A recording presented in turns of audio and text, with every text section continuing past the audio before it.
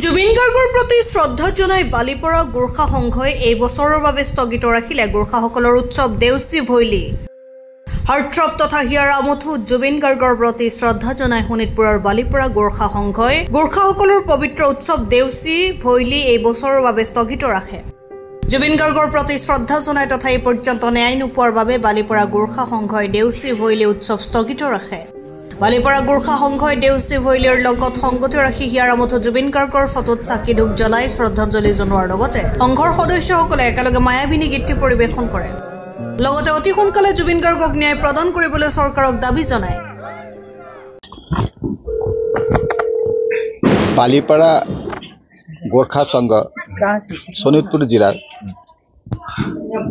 গোৰ্খা সংঘৰ তৰফৰ পৰা আজি আমি হাৰ্টথ্ৰব জুবিন গাৰ্গ তেখেতৰ ন্যায় নোপোৱাৰ কাৰণে এই বছৰ আমি 2025ত আমাৰ যোনটো নিজৰ ফেষ্টিভেল দেউচি ভৈলী সেইটো আমি পৰিহাৰ কৰিছোঁ, কাৰণ তেখেতে আজিলৈকে কোনো ন্যায় পোৱা নাই।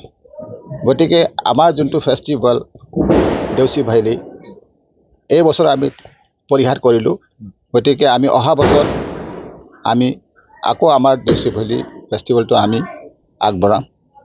আৰু আজি আমি বালিপৰা গোৰ্খা সংঘৰ প্ৰত্যেক সদস্যই আজি আমি দুখত আছোঁ, কাৰণ আমাৰ এজন শিল্পী দেশৰ অসমৰ দেশৰ নহয় টোটেল ভাৰতৰে, কিন্তু আজিৰ দিনটো আমি তেখেতক শ্ৰদ্ধাঞ্জলি জ্বলাবৰ কাৰণে আমি গোট খালোঁ।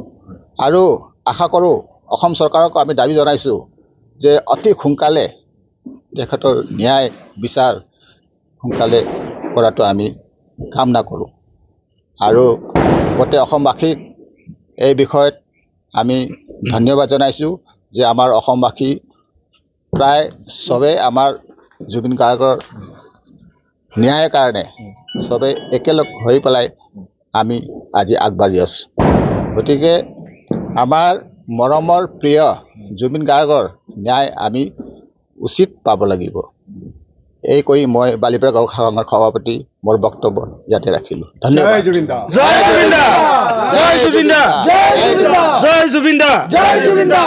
ধন্যবাদ। আমাৰ বালিপৰা গোৰ্খা সংঘ সকলো সদস্যলৈ মোৰ ধন্যবাদ থাকিল।